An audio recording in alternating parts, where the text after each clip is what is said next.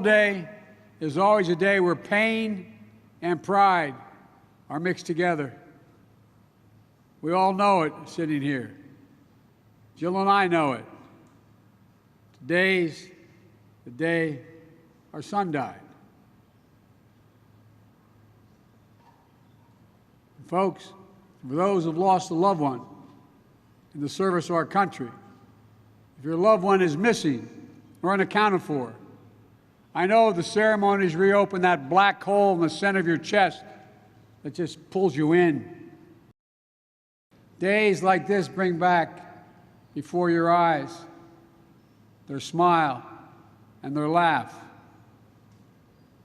The last conversation you had, each of you know it, the hurt can be overwhelming.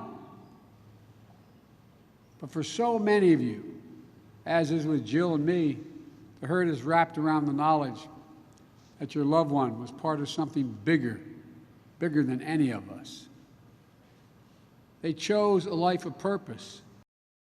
It was on the strong shoulders and noble spirits of our service members that our freedom is built, our democracy is sustained.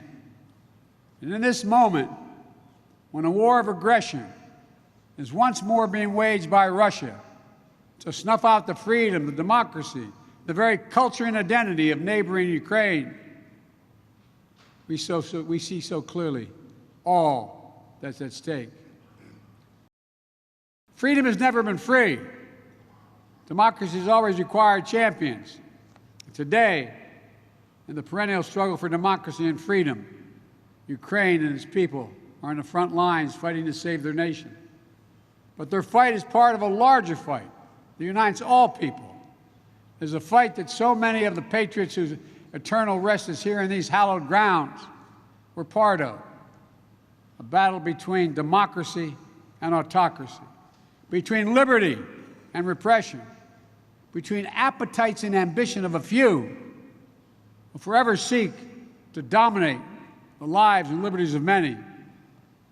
A battle for essential democratic principles. These are the foundations of our great experiment, but they are never guaranteed, even here in America. Every generation has to defeat democracy's mortal foes. And into every generation, heroes are born, willing to shed their blood for that which they and we hold dear.